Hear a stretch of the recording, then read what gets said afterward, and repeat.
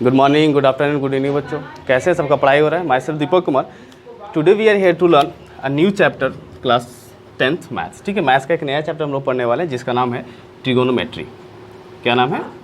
Trigonometry.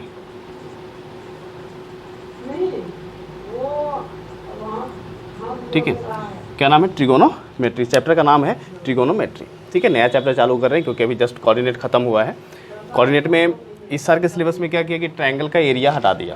ठीक है, तो हम लोग क्या कर रहे हैं, नया चैप्टर शुरू कर ले रहे हैं जिसका नाम है ट्रिगोनोमेट्री। ट्रिगोनोमेट्री ये 3 चीज़ों से मिलकर बना है, 3 पार्ट से इसके होते हैं।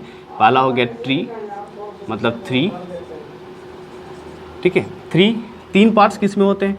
तो आपको फिगर तुरंत याद आएगा 3 पार्ट किस में होते हैं। कोई ऐसा फिगर बताओ जिसमें 3 पार्ट्स होते हैं, तो ट्रायंगल आ जाता है।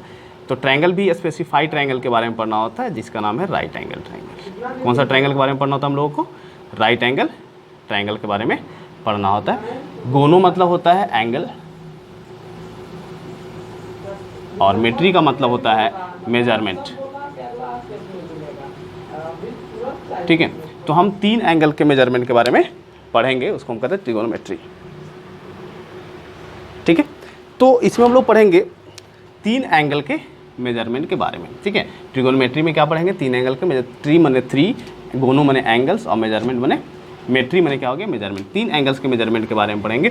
तो 3 एंगल किस में आते हैं? कौन सा ऐसा फिगर है जिसमें 3 एंगल्स आते हैं? तो ट्रायंगल आता है जिसमें कि 3 एंगल्स आते हैं। तो basically we will deal about right angle triangle. हम लोग इसमें किसके बारे में डील करेंगे? तो राइट एंगल ट्रायंगल के बारे में डील करेंगे। Right angle triangle.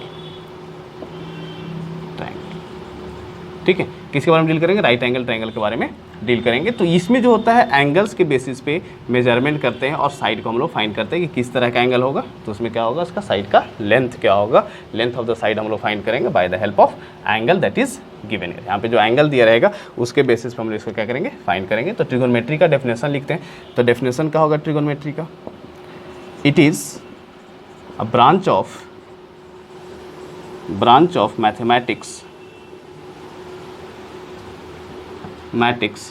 in which we deal with the measurement of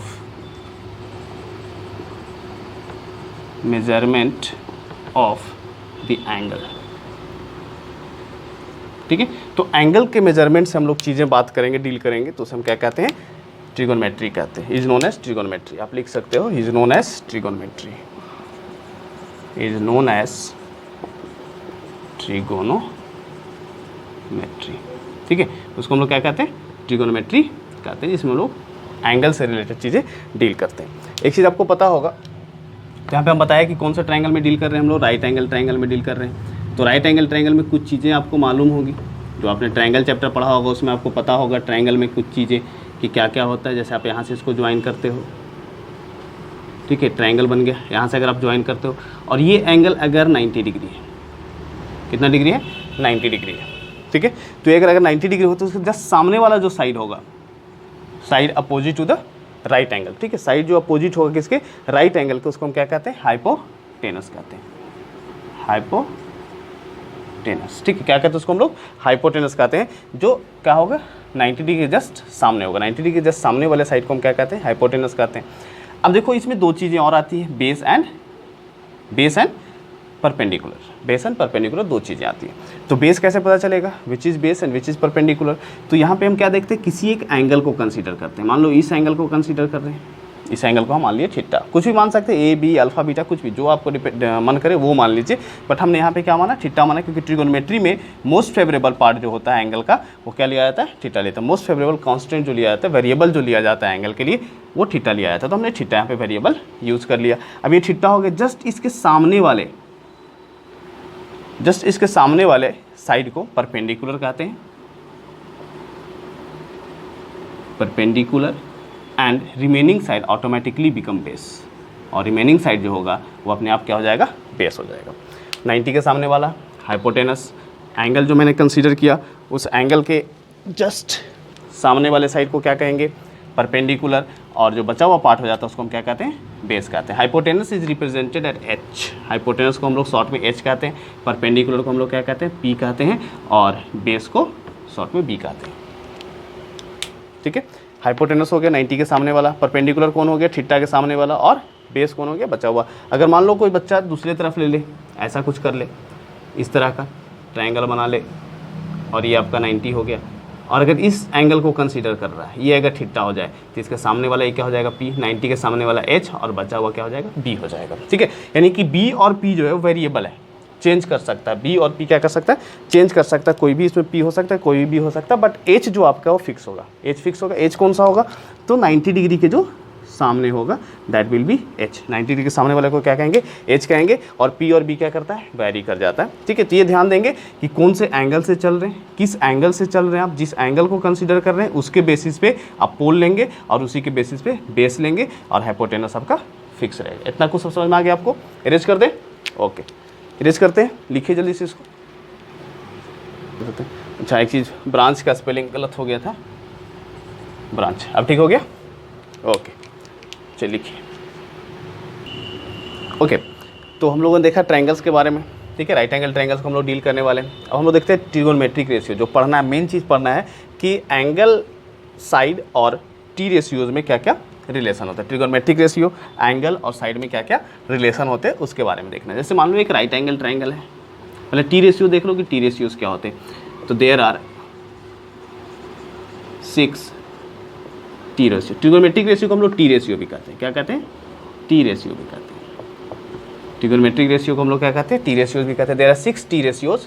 6 में कौन कौन होता है भाई, 6 पहला होता है साइन, दूसरा होता है कॉस, तीसरा होता है टैन, चौथा होता है कॉसेक, सेक ना, या कॉसेक जो भी लिखना, सेक। पांचवा होता है कॉसेक, और छठा होता है कॉट, ठीक है। आपके ऊपर डिपेंड करता है कैसे लिखना चाहेंगे, साइन, कॉस, टैन, कॉसेक और सेक लिख दो, ज़्यादा अच्छा रहेगा। कॉसेक और एक होता है सेक, ठीक है। 5 और 6 तो निकल गया सारा। First sine, cos, tan, cosec, sec और कॉट, ठीक है। अब इसके बेसिस पे जो हम यहाँ पे एंगल लेंगे, ठीक है, तो थीटा, अल्फा, बीटा, गामा जो भी लेना है वो ले लेंगे। तो उसके बेसिस पे क्या हो जाएगा, साइन थीटा हो जाएगा, कॉस थीटा हो जाएगा। थीटा एंगल ये है ना, थीटा क्या है, ये एंगल है। राइट एंगल ट्रायंगल जो हम लोग लेते हैं, राइट एंगल ट्रायंगल में जो हम लोग कंसीडर कर रहे हैं जिस एंगल को, ये वो एंगल हो जाएगा। क्या हो जाएगा, ये वो एंगल हो जाएगा। मान लो थीटा है, ठीक है, तो ये एंगल थीटा हो गया। दूसरा हो जाएगा टैन थीटा, नेक्स्ट हो जाएगा कॉसेक थीटा, सेक थीटा। जिस एंगल को भी हम कंसीडर करेंगे वो थीटा हो जाएगा। अगर मान लो आप अल्फ़ा लेते हो, अगर इसी जगह पे क्या लेते हो आप, अल्फ़ा लेते हो, अगर आप अल्फ़ा लेते हो तो अल्फ़ा हो जाएगा consider sine alpha, cos alpha, मतलब जो भी आप एंगल लेते हो उसके बेसिस पे वो कंसीडर हो जाएगा किसको किसको क्या कहते हैं।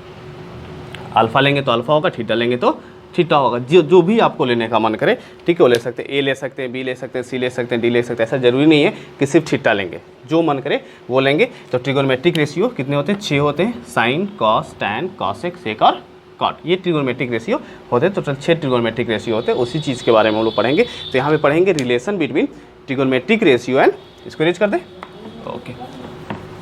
अब पढ़ेंगे हम लोग relation between T ratios, relation between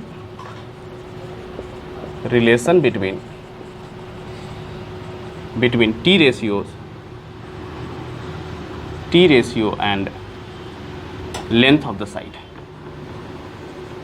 length of the side of triangle,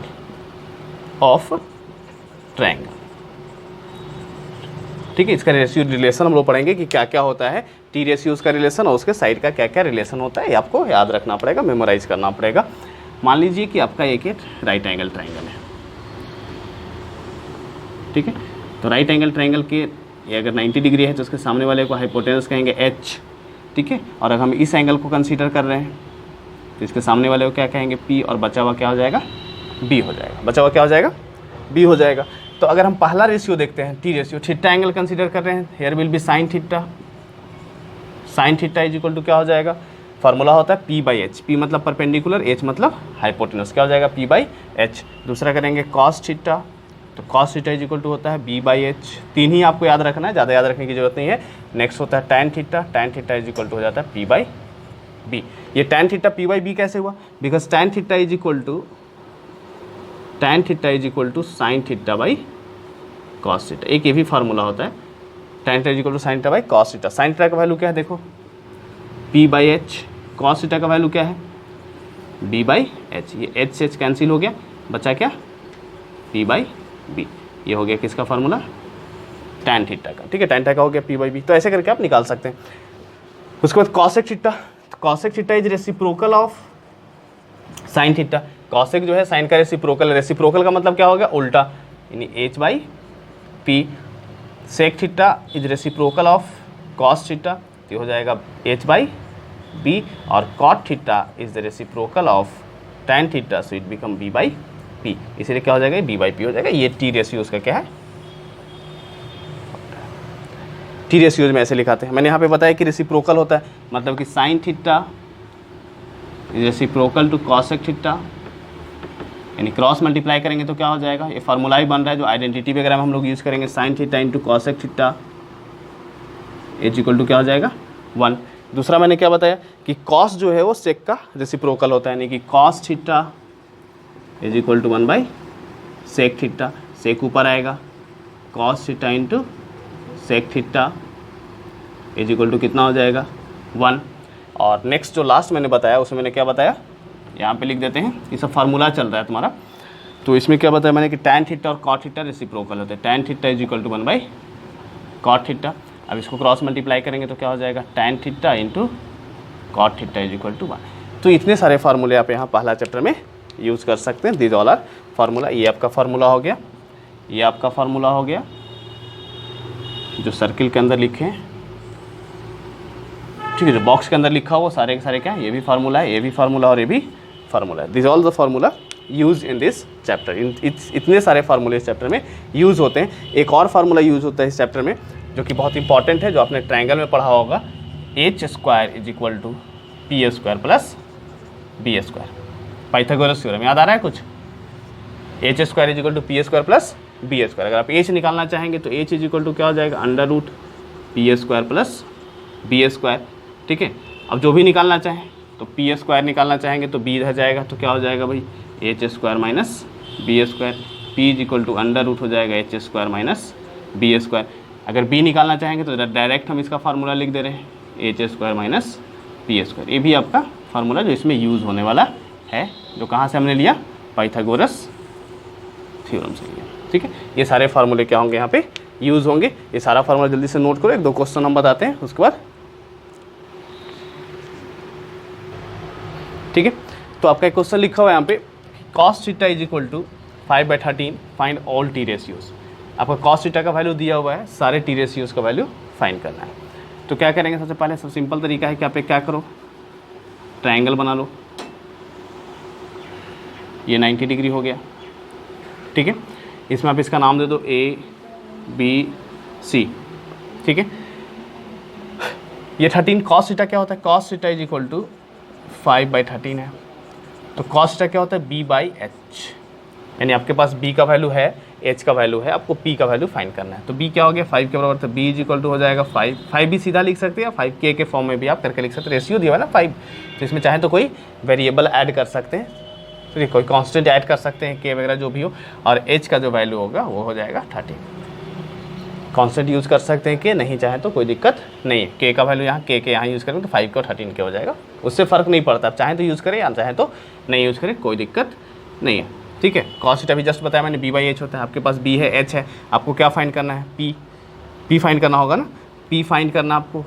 p find करेंगे तभी तो सारे का रिलेशन निकलेगा। कोई भी इसमें थीटा हो सकता है, इट में भी थीटा एंड इट में भी थीटा, कोई भी थीटा हो सकता है। चलो मैं इस एंगल को थीटा मान लेता हूँ, तो P कौन हो जाएगा, थीटा अगर ये एंगल हो जाता है तो P कौन हो जाएगा, ये P हो जाएगा, थीटा के सामने वाला। तो P का वैल्यू तो नहीं दिया हुआ है, P is not given, B is given 5 and H is given 13। आपको P फाइंड करना था। P इज इक्वल टू क्या मैंने ही बताया, पाइथागोरस थ्योरम से मैंने फार्मूला बताया, P is equal to under root H square minus B square. तो P इज इक्वल टू क्या हो जाएगा, H का वैल्यू 13 है, 13 का स्क्वायर, P का वैल्यू 5 है, 5 का square, P is equal to 13 का स्क्वायर 169 और 25, 5 का स्क्वायर 25। जब p का वैल्यू फाइंड करोगे तो क्या हो जाएगा 144 and your answer will be 12। यानी कि p का जो वैल्यू आया वो कितना आ गया 12 आ गया। p का वैल्यू कितना आ गया 12 आ गया। जब 12 आ गया आपको सारे वैल्यू फाइंड करने हैं। कॉस का तो दिया तो कॉस लिखने की जरूरत है नहीं, तो साइन लिखेंगे। Sine theta is equal to tan theta is equal to cosec theta is equal to cosec theta कितने के बराबर होगा, सेक थीटा कितने के बराबर होगा, और कॉट थीटा कितने के बराबर होगा। सारा लिख सकते हैं हमको। तो sine theta is equal to क्या होता है p/h। p का वैल्यू कितना आया 12, h का वैल्यू कितना आया 13। टैन थीटा कितना है भाई, tan theta is equal to होता है p/b। p का वैल्यू कितना है 12, p का वैल्यू कितना है 5। Cosec theta is equal to क्या होता है, कॉसेक थीटा इसका उल्टा होता है किसका, साइन का, तो h/p हो जाएगा। तो h का वैल्यू कितना है 13, p का वैल्यू 12। सेक थीटा कॉस का उल्टा होता है। कॉस का वैल्यू क्या दिया हुआ है देखो 5/12, तो इसका हो जाएगा h/b। h का वैल्यू कितना है इसमें 13 एंड b का वैल्यू कितना है 5। एंड कॉट थीटा जो होगा टैन का उल्टा हो जाएगा, तो टैन यहाँ पे ये दिया हो तो टैन का उल्टा आप लिख सकते हो b/p। यानी b का वैल्यू इसमें कितना दिया हो 5 और p का वैल्यू कितना दिया हुआ है 12। तो इस तरह के क्वेश्चंस आपके दिए जा सकते हैं। और पूरे बुक में जितना भी जो आपका एक्सरसाइज है इसमें, ठीक है, जो भी एक्सरसाइज में क्वेश्चन दिया होगा सारा का सारा क्वेश्चन बिल्कुल ऐसे ही दिया होगा, इसी पे बेस दिया होगा। आप इस क्वेश्चन को क्या कर सकते हैं, इजीली सॉल्व कर सकते हैं। एक क्वेश्चन से ही सारा क्वेश्चन बन जाएगा, बस सिर्फ कॉन्सेप्ट को क्लियर रखना है और डरना नहीं है क्वेश्चन देख करके, ठीक है। डिफिकल्ट टाइप्स के क्वेश्चन भी आपको मिल सकते हैं। तो जो क्वेश्चन आपसे नहीं बनेगा उस क्वेश्चन को हमको क्या करेंगे, कमेंट करेंगे या फिर आप फोटो क्लिक करके भेज देंगे जिनके पास मेरा नंबर होगा। Okay, all the very best, पढ़ाई करते रहिए। मिलते हैं नए वीडियो में और some different questions of T ratios. Okay.